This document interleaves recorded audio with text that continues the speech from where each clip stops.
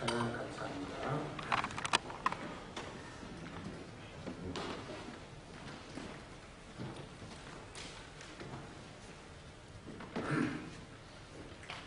세계 모든 교회들이 부활절을 준비하고 또 고난주간 특별 기도회 뭐 이런 순서 때문에 교인들이 힘들고 어렵게 부활주일을 잘 은혜스럽게 지내고 나면 진이 빠져서 그 다음부터는 그냥 예배드리는 일도 그렇고 그런데 사실은 이제부터 우리가 부활하신 예수 그리스도를 온전하게 붙들고 신앙생활하는 것이 그리스도인의 사명이고 주님께서 우리에게 맡기신 일입니다.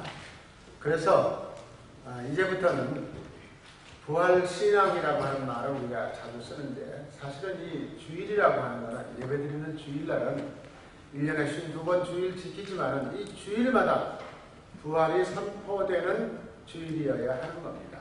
왜? 옛날 유대 이스라엘에는 안식일이라고 하는 게 토요일이었습니다.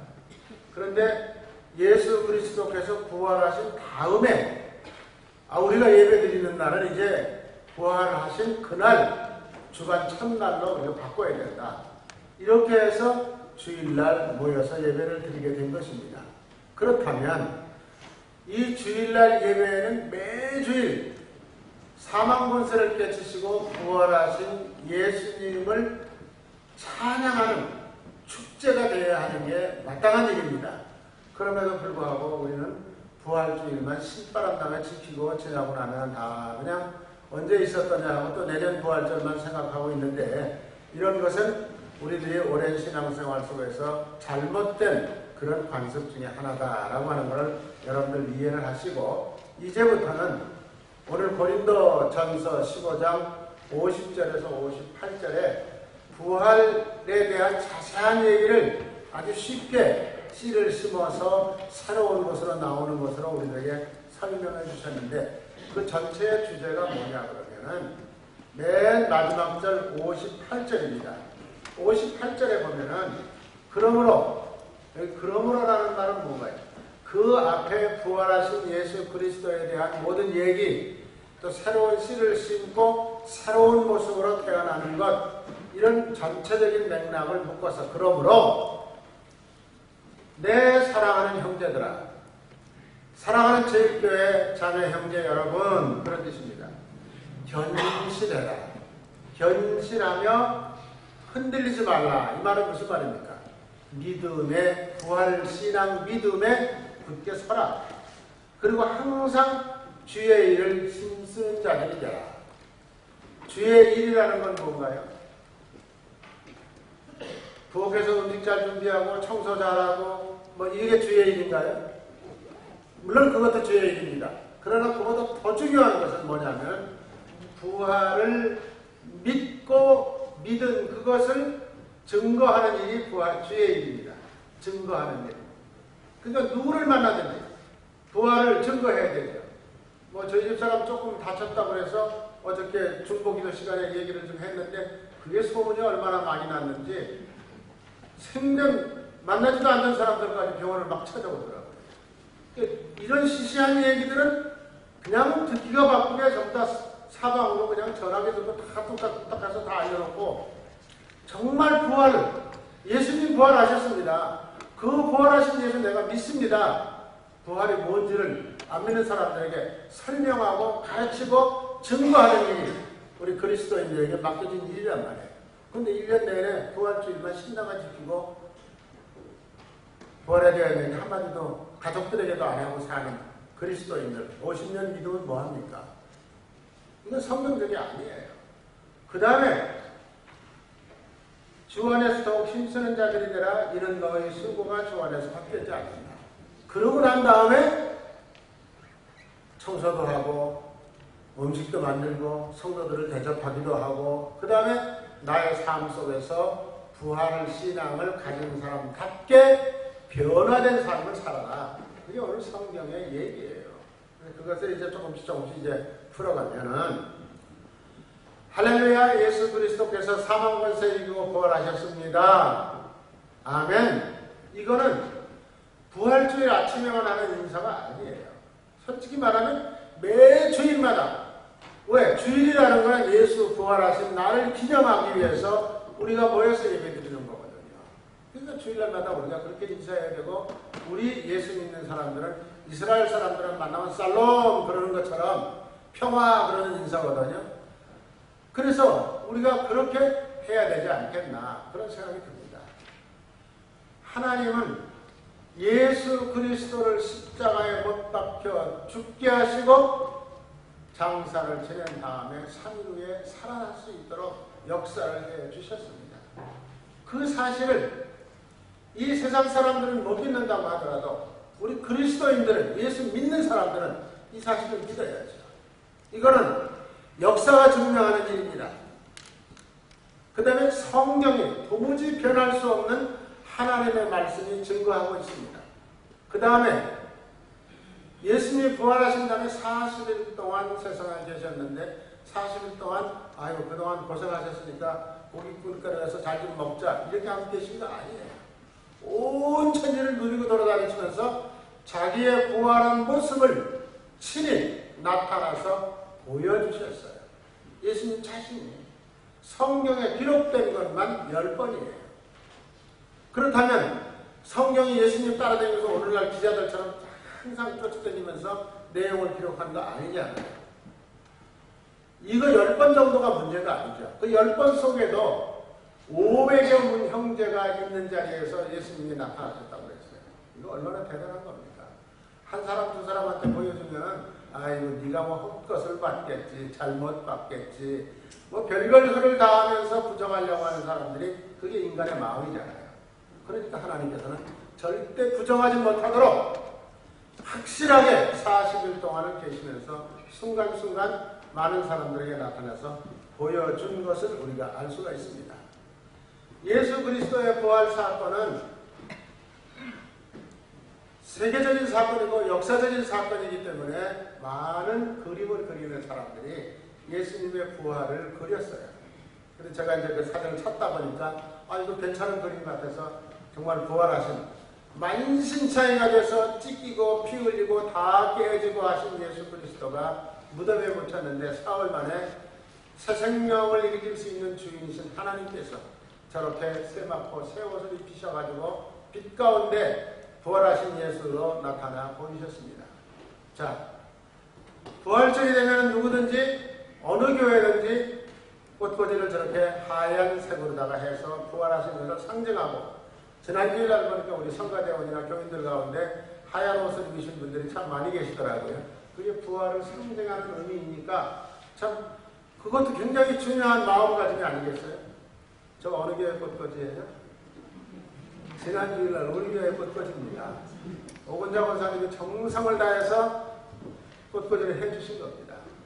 자, 우리가 이런 것도 교회 안에서 수고하고 애쓰고 하는 것도 기억해 드릴 필요가 있어요. 그게 그리스도인의 하나 되는 사랑의 역사입니다.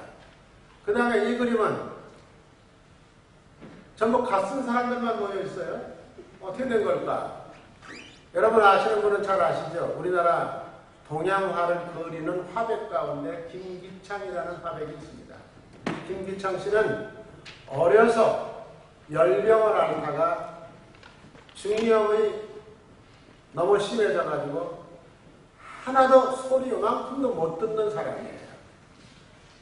세상을 살면서 아무 소리도 못 듣고 살았으니까 어쩌면 행복한 사람 같지만은 그 어머니가 교회 권사님이었는데 그 아들 붙들고 매일 눈물로 기도하면서 키웠답니다. 그래서 다른 거는 몰라도 우리 아들 말은 못 알아듣지만은 이 아들의 생애를 통해서 하나님의 영광이 나타나게 됐으면 좋겠습니다 라고 기도했는데, 이 아들이 동양화가로서 유명한 사람이 돼가지고 한국에 아마 동양화가 있어 김기창 씨 빼놓으면은 그 다음에 뭐 얘기할 사람이 많이 있겠지만 어쨌든 대가입니다. 이분이 예수 그리스도 성경의 사건을 전부 한국 사람으로 각색을 해서 그린 거예요. 우리 시드니 제일교회를 설립하신 홍길봉 목사님이 이 교회에서 목회하시고 난 다음에 설교집을 출판했는데 설교집의 제목을 여러분 아실 거예요. 동양인 예수. 그때 사람들이 깜짝 놀랐죠. 이스라엘 사람이고 서양 사람이라고 생각을 했는데 동양인 예수라고 제목을 탁 붙여가지고 설교집을 내놓으니까 그게 뭐 엄청나게 많이 팔렸다고 그러더라고요. 마찬가지로 김기창 씨가 저렇게 갓쓴 예수 그리스도, 지금 부활하셔가지고 이제 하늘로 올라가시는 내용을 그린 거예요. 승천하시는 내용을 그렸는데 저렇게 옆에서 하늘을 바라보고 있는 사람들도 전부 두루마기를 입고 갓쓴 사람들. 우리가 생각하면 에이 뭐 저래 이렇게 우리는 이렇게 생각할 수 있었는지 몰라도 미국에서 영국에서 외국에서 저거를 하는 내용으로 굉장히 많이 사용하고 있습니다. 우리 한국 사람들은 우습게 생각하는데 다른 나라 사람들은 그렇게 생각하지 않아요. 왜? 예수 그리스도는 이스라엘 사람들만을 위해서 오신 예수는 아니잖아요. 우리나라 사람들은 아리랑 그러면 그거 뭐 미녀의 한 구절 그리고 저속한 것처럼 그거 예수 믿는 사람은 아리랑 노래 부르면 안 되는 것처럼 생각하지 마요. 미국, 카나다, 외국 찬송가에 아리랑으로 만드는 찬송가가 있습니다. 그러니까 우리는 걸 너무 무시해. 가만히 보면 이제는 그렇게 우리 생각할 필요가 없지 않겠나 그런 생각이 듭니다. 어쨌든 예수님이 제일 처음에 부활하시고 난 다음에 마리아라고 하는 여자가 무덤을 찾아갔죠. 그 후에 베드로를 만나고 누구를 만나고 한 거 오늘 성경에 여러분들 읽은 본문에 다 나와 있어요. 그래가지고 제가 조금 전에 말씀드린 대로 10번 이상 성경에 만난 일들을 기록해 놓고 있습니다. 자, 그러면 부활을 증거하라 그랬는데 뭘 증거할 거예요? 내 안 믿는 사람들에게, 내 친구에게 야 예수 부활했어. 우리 교회에서 성가대 칸탔다. 너무너무 잘했다. 이렇게 하면 되는 거예요? 물론 그것도 좋죠.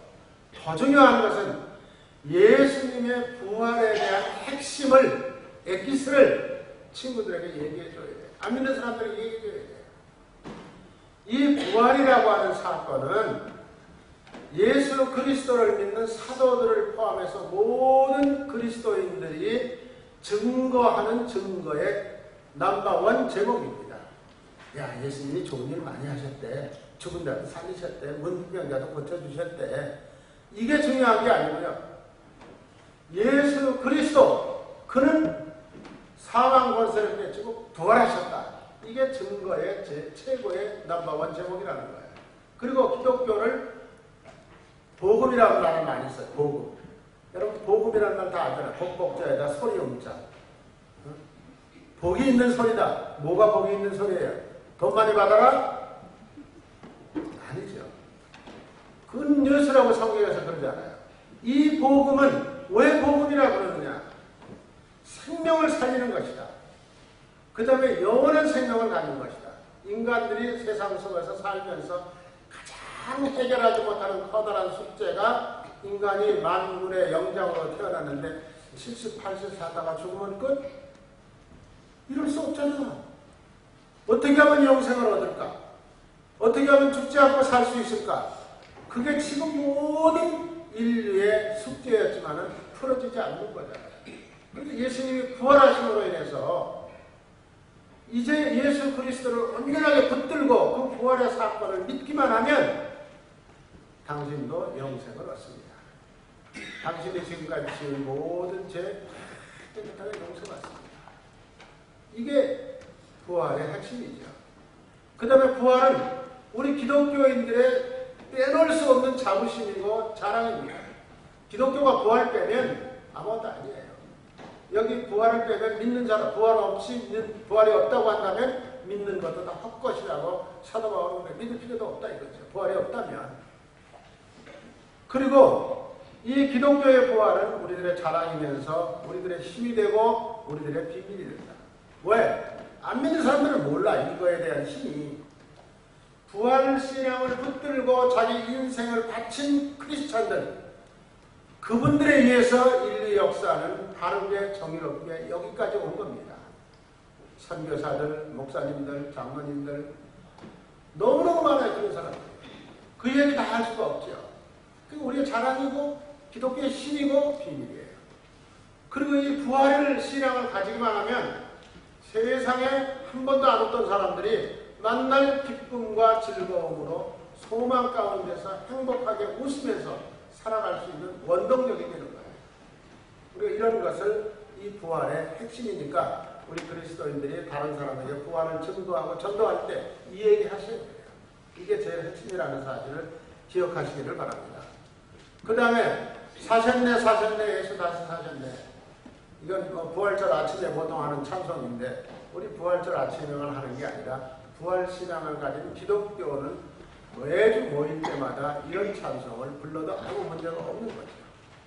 그래서 부활이라고 하는 사건을 통해서 우리가 확실하게 알아야 되는 것은 이 부활 사건, 예수님이 하나님이셨는데 이 땅에 오셨다.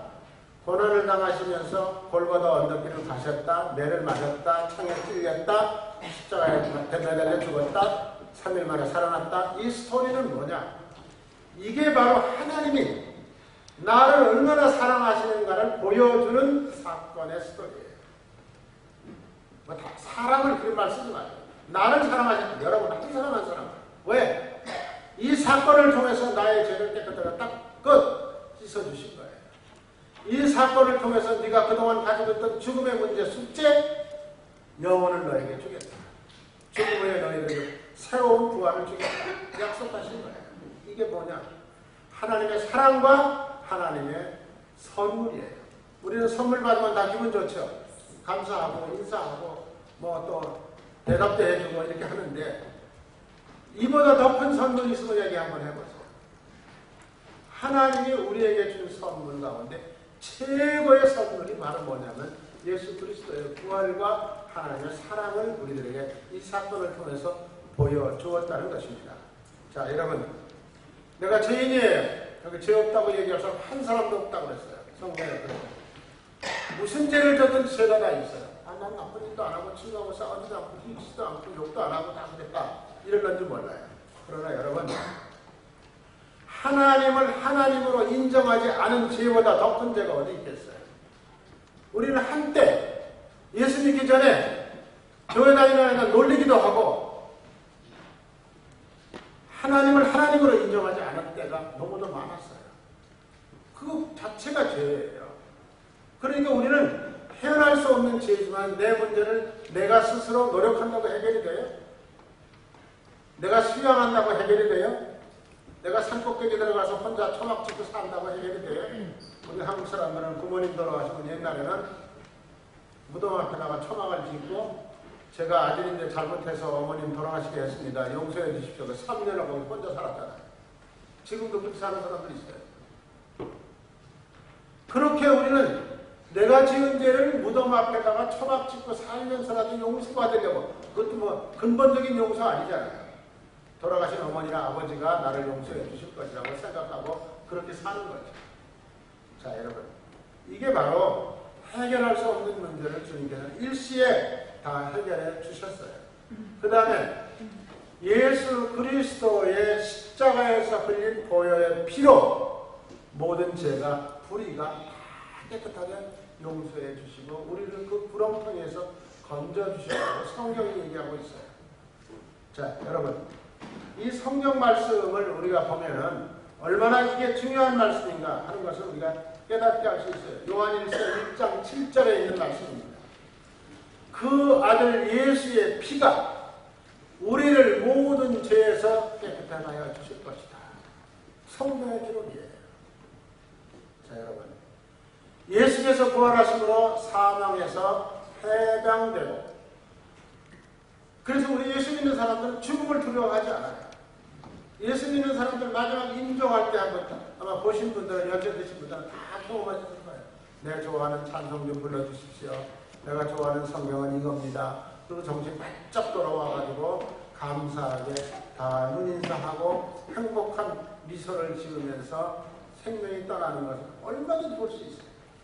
그런데 안 믿는 사람들은 어때요?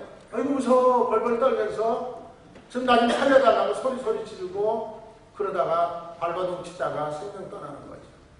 똑같이 생명이 떠나는 방법인데 방법이 달라요. 느낌이 달라요. 행복하게 새로운 미래를 바라다보고 하나님이 얘기하신 천국을 바라다보면서 신바람 나게 가는 죽음과 두렵고 떨리면서 가기 싫은 죽음을 강제로 끌려가는 죽음과 이건 엄청나게 다른 거예요. 여러분들은 어떤 거를 원하셔요?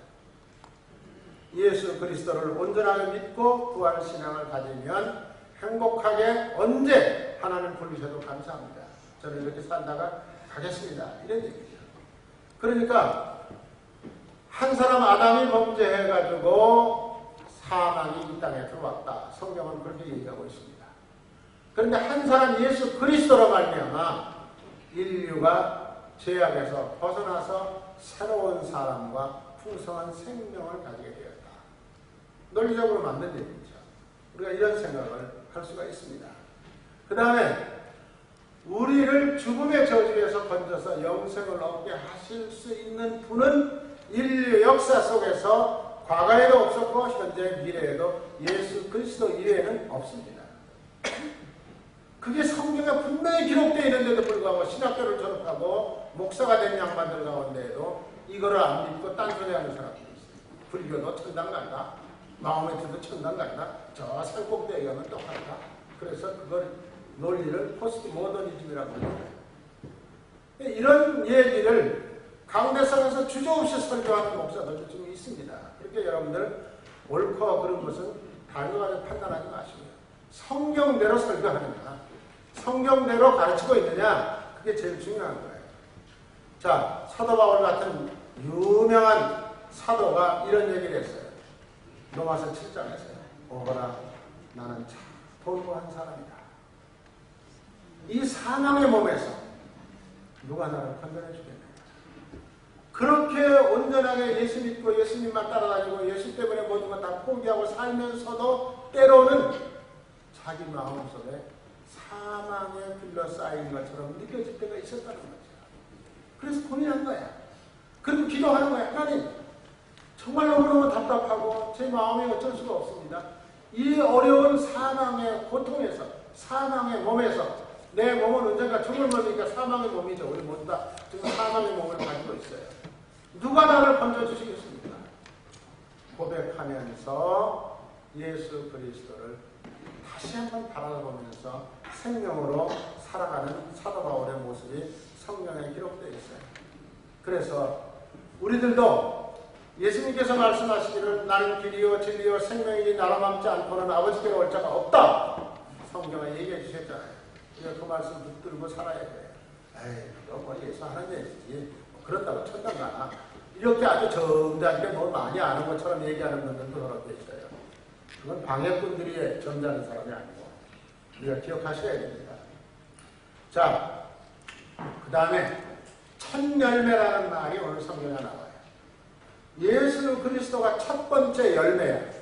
그 첫 번째 열매는 두 번째도 열매가 맺히고 세 번째도 열매가 맺히고 그 열매를 땅에다 심으면 30배, 60배, 100배의 열매가 맺혀요. 그래서 오늘날 우리 인류가 먹고 살 수 있는 모든 것들 다 우리가 가지고 있는 거예요.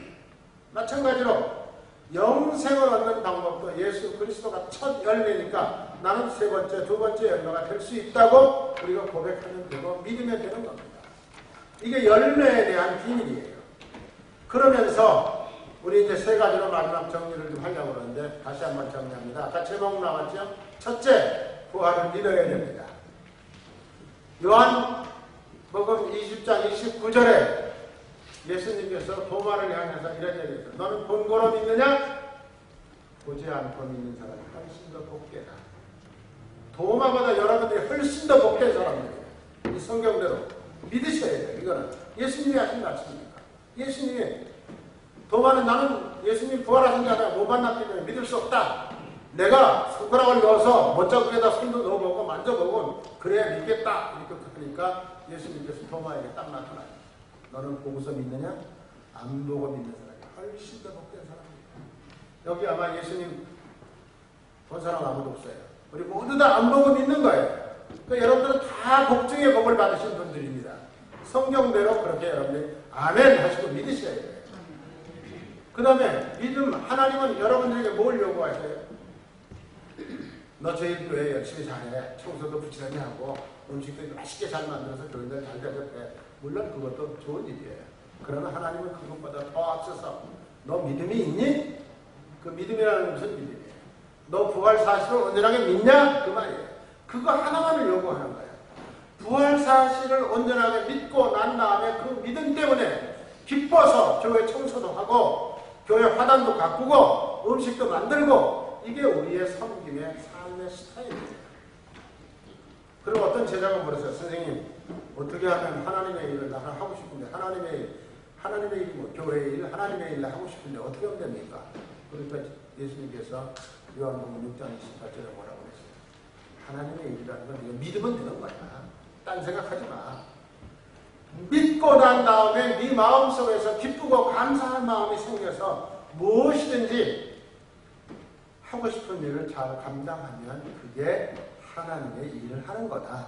이렇게 가르쳐 주신 거예요. 자, 두 번째는 증거한다고 했죠. 아까 증거해야죠. 부활에 대한 핵심을 안 믿는 사람들에게 만날 때마다 얘기하셔야 돼요. 평생 얘기하셔야 돼요. 지금 얘기해놓고 가시면은 안 하시고 얘기 안 하고 가면은 굉장히 후회합니다. 전두환 대통령이 버마에서 갔을 때 폭탄이 터져가지고 그 참모들이 많이 죽었어요. 그 사람 가운데 아주 친한 사람이 내가 쟤한테 예수 그리스도를 전해야 되는데 맨날 그렇게만 생각하고 한 번도 만나가지고 둘이 오손도손 앉아가지고 야, 너 예수 믿어야 된다 하고 얘기를 해주려고 했는데 못하고 죽은 거예요. 그래서 그분이 항상 그 얘기를 하시더라고요. 저를 보고. 내가 그 친구한테 꼭 예수 얘기를 했어야 되는데 타이밍을 놓쳤다. 타이밍 기다릴 거 없어요. 때를 어떤지 못 어떤지 하라고 했으니까 우리는 예수 그리스도를 증거하는 일을 끝까지 해야 되고 성경에는 저렇게 적혀 있잖아요. 사도행전 1.8절에 오직 성령이 너에게 임하시면 너희가 권능을 받고 예루살렘과 유대와 사마리아 땅 끝까지도 내 증인이 된다 그랬어요. 여러분 땅 끝까지 안 가셔도 괜찮아요. 내 가정에서 내 아이들에게 내 가족들에게 내 친척들에게 내 사랑하는 친구에게 분명히 말씀하시면 그게 증거하는 역할을 하는 것입니다. 그 다음에 세 번째는 뭐냐? 이제 부활신앙을 믿고 남에게 증거했으면 부활신앙을 가진 사람으로서 살아야 되지 않느냐. 부활신앙은 가지고 있는데 사는 거는 삶의 스타일은 세상과 타협하면서 적당히 하나님 잠깐만 눈 감아주세요. 내가 요거 하고 난 다음에 다시 또 오겠습니다.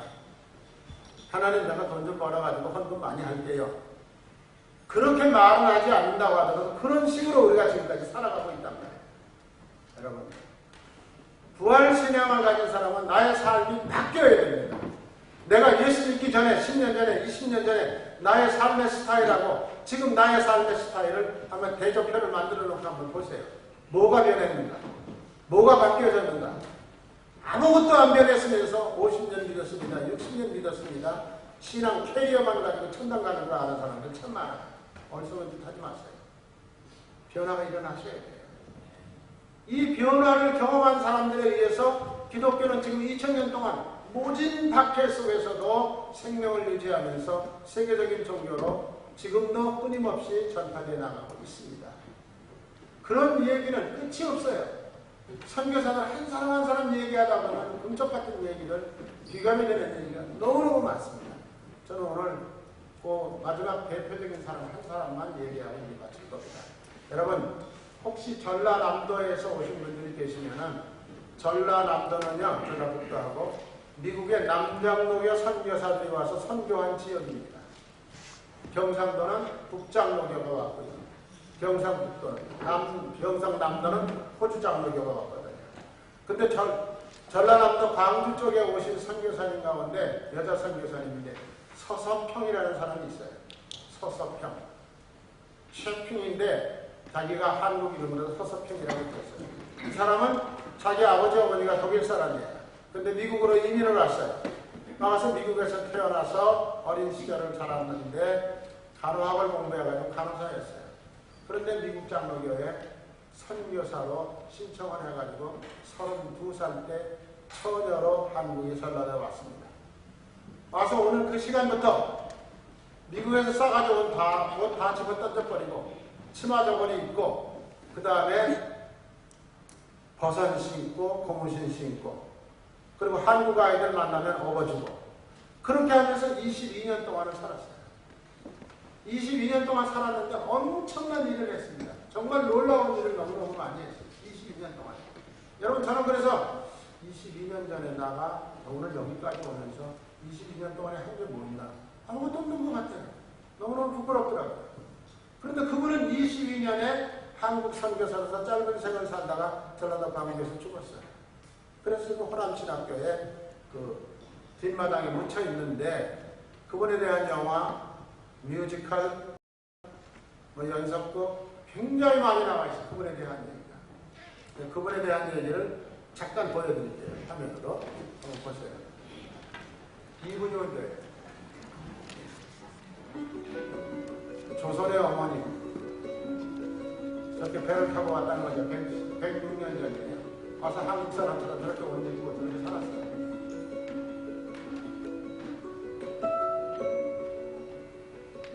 고아들을 데려가 14명을 양자로 삼았어요. 문둥병자들을 치료해주는 병원을 만들었어요. 간호원을 양성하는 일을 했어요.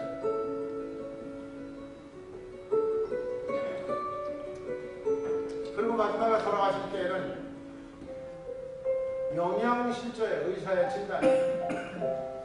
어떻게 영양실조가 됐을까? 그가 남긴 열매들이에요.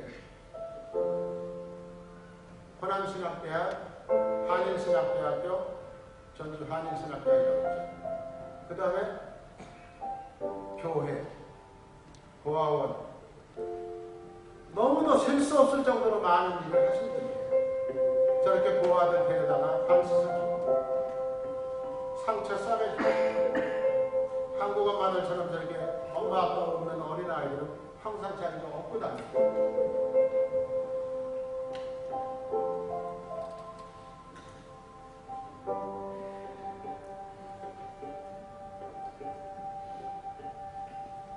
근데 그분의 전기를 읽어보면은 자기는 한국에서 22년 동안 너무너무 감사하고 너무너무 행복하고 섬긴다는 것이 자기 삶의 기쁨이었다고 얘기를 하고 있습니다.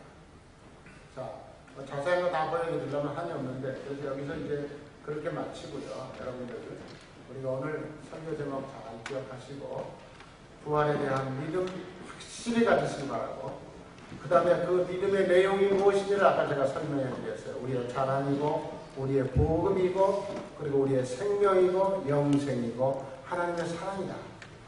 그것을 통해서 내 죄가 용서되었다 하는 것을 증거하시고 때를 어떤지 못 어떤지 증거하라고 했으니까 하나 만나는 사람마다 증거하시고 뒷담을 내지 마세요. 그 다음에는 나도 부활신앙을 가진 사람답게 겸손하게 섬기는 삶을 살아야 되겠다고 결단하실 때 하나님께서 여러분들과 함께 하십니다. 기도하시겠습니다. 하나님 감사합니다.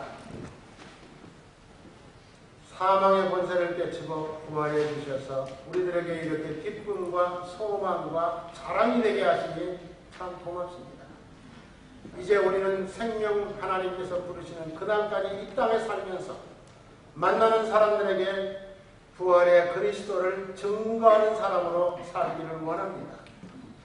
또 부활의 신앙을 가지고 있는 사람으로 아름다운 발자취를 남기며 살기를 원합니다. 저의 결심만을 가지고는 이룩하기 어려우니 주님께서 성령으로 저를 주장하여 주시옵소서. 그래서 저의 삶과 저의 말과 저의 행동이 부활하신 예수 그리스도를 증거하는 삶으로 채워지게 하여 주시옵소서. 우리 시민이 제일교회는 부활하신 신앙을 가지고 이렇게 서로 섬기기를 계획하고 살아가는 모든 성도님들이 모인 아름다운 교회가 되게 하여 주시옵소서. 사랑하는 형제들아 견실하며 흔들리지 말고 항상 주의 일에 더욱 힘쓰는 자들이라. 이는 너희 수고가 주 안에서 헛되지 않은 줄 알느니라. 아멘. 주 예수 그리스도의 이름으로 기도하옵나이다.